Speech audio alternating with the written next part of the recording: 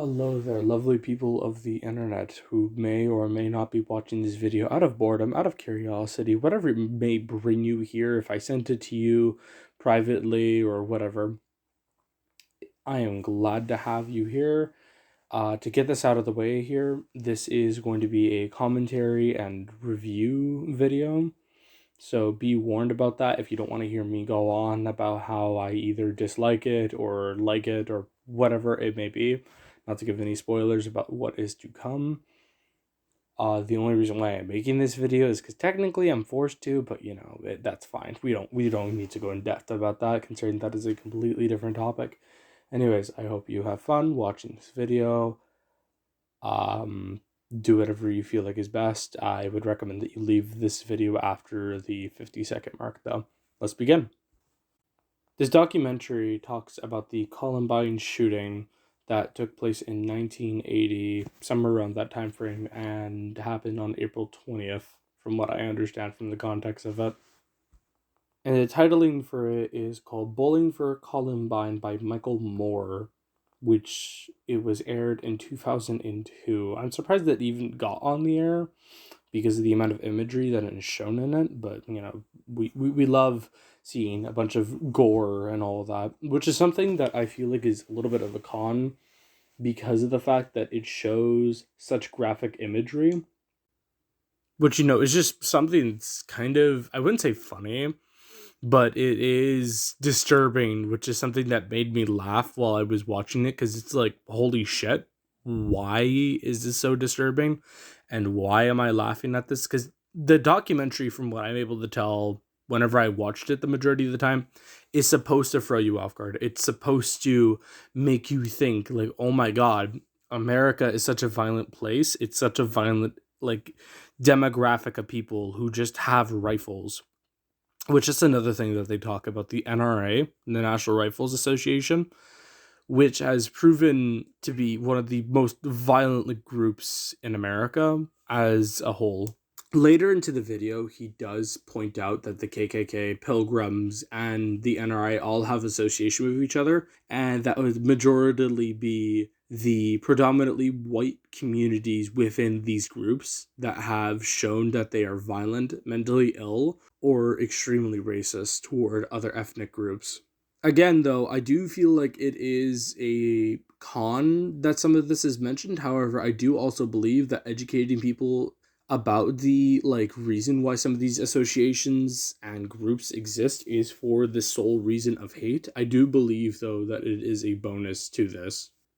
This is one part, though, about the groups that I find that is quite interesting. In the first 26 minutes of the documentary, they show footage of America's wrongdoings and what parts they had to play inside of history.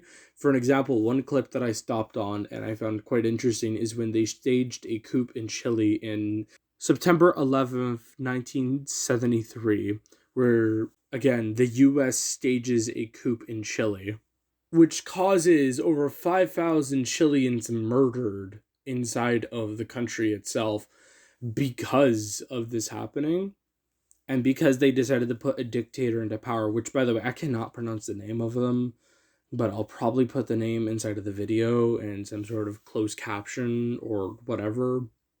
I'm not so sure how I'm going to do that, but oh well. Going back to the subject of groups with the NRA, the KKK, and Pilgrims, it's weird of how similar they are. The Pilgrims left Britain, from how the documentary describes it, went to the Americas, saw, quote, Redskins, killed all the Redskins, and I say this in quotes. Then immediately they started turning on themselves, then adopted slavery, got a bunch of people from Africa, aka black people, and then they got mad when the numbers got outnumbered with the black people. They created the KKK. Then the KKK was known as a terrorist organization, and then they made the NRA, the National Rifles Association, which is a profiting group, and it's technically supposed to be a non-racist group, which got people selling guns crazy, and then they also made a law saying that a black person couldn't own a gun. Off the topic, though, of violent groups, and pointing toward the more hatred side of America and what they decide to put their blames on.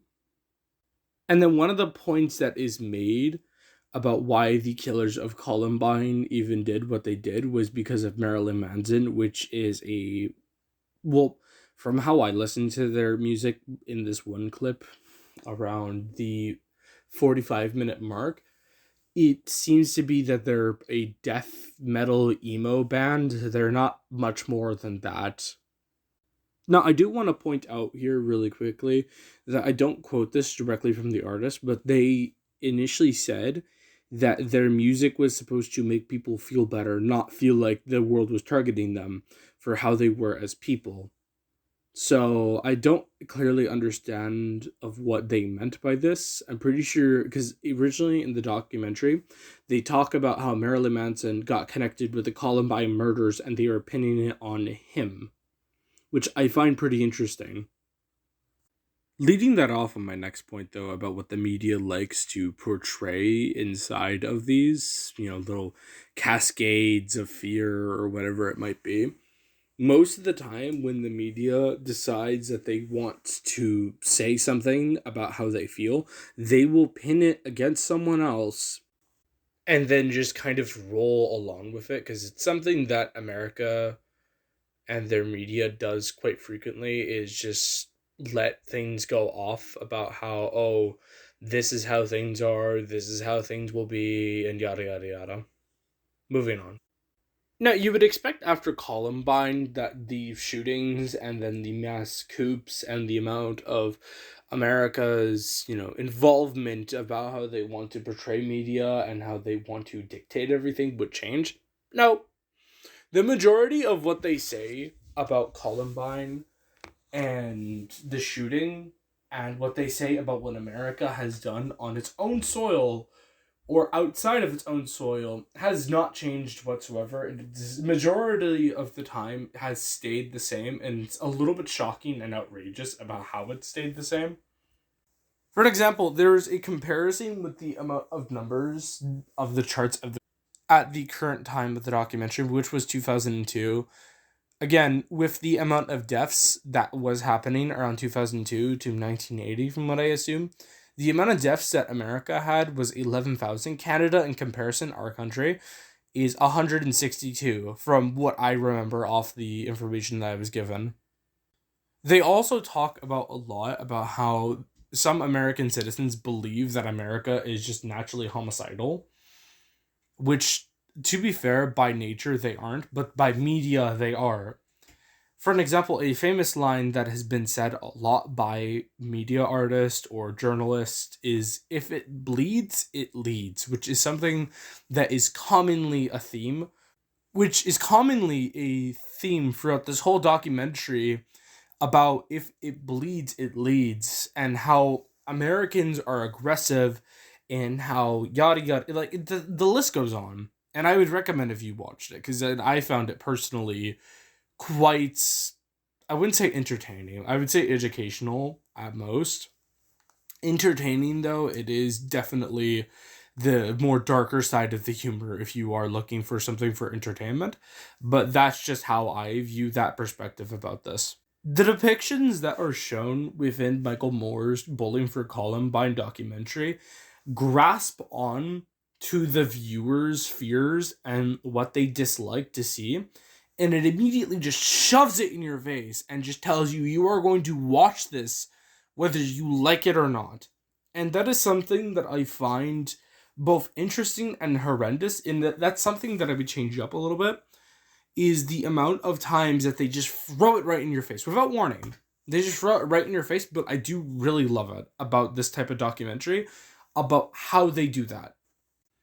Another thing I find interesting is when he talks about Canadians in a not lighthearted sense, but he talks about us like we are next door neighbors, because we technically are.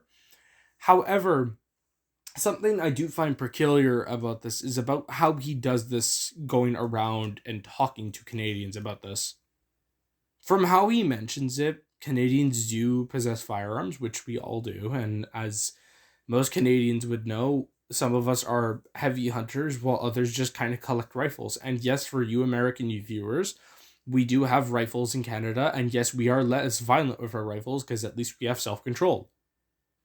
Like, I'm sorry, you're not going to go ahead and go to a school in Canada and then have a drill and then some actual school shooter is going to walk into the building and shoot at the building. No, that's not something that would happen here.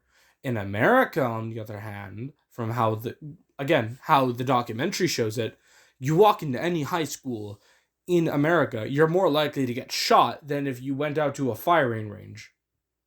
Anyways, that's about it for my really bad review on the Bowling for Columbine. I hope you enjoyed it. If you did enjoy it at all, or if you stayed for the full length of the video. And yeah, if I feel up to it, or if I get forced to again, I will make another video about this. So thank you for watching.